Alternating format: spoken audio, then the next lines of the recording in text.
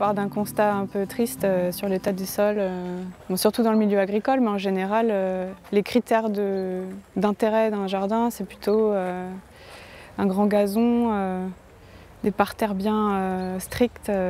Et dès qu'on fait quelque chose d'un peu plus sauvage, souvent c'est considéré comme mal entretenu.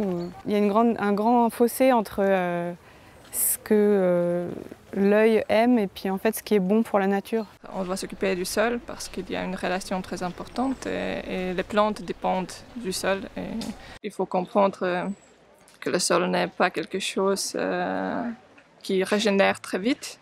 Alors c'est pour ça qu'il est important de le respecter parce que c'est ce qui nous nourrit en effet.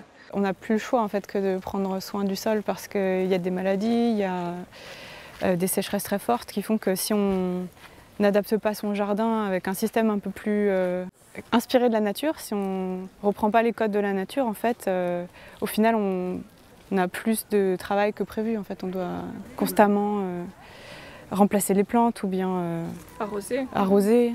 Donc il y a quand même des systèmes qui ne sont pas forcément plus coûteux, mais c'est juste qu'il faut les mettre en place pour que ça fonctionne mieux, quoi.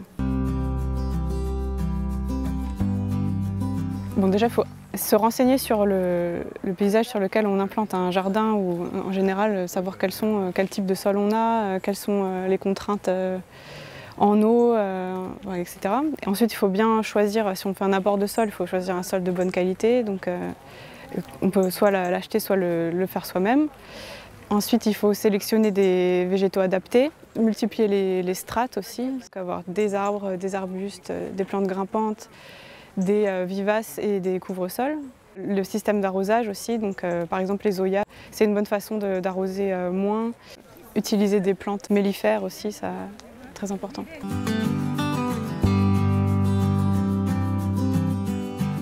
Pour moi, un jardin de demain serait un jardin qui est esthétique, certainement, mais qui est plus lié à la nature et plus comprenant qu'est-ce qui se passe, quelles sont les relations, et un peu reprenons ces relations et les utilisons d'une bonne manière. Moi je trouve qu'il n'y a rien de plus gratifiant que d'avoir un jardin qui peut être esthétique mais aussi nourricier. Enfin, ça amplifie le plaisir de se balader dans un jardin quand on sait que non seulement c'est beau, mais en plus ça participe ça aide pour la biodiversité, mais aussi on peut se nourrir, on peut apprendre. C'est beaucoup plus intéressant pour moi de mêler toutes les composantes donc inspirées de la nature dans un jardin.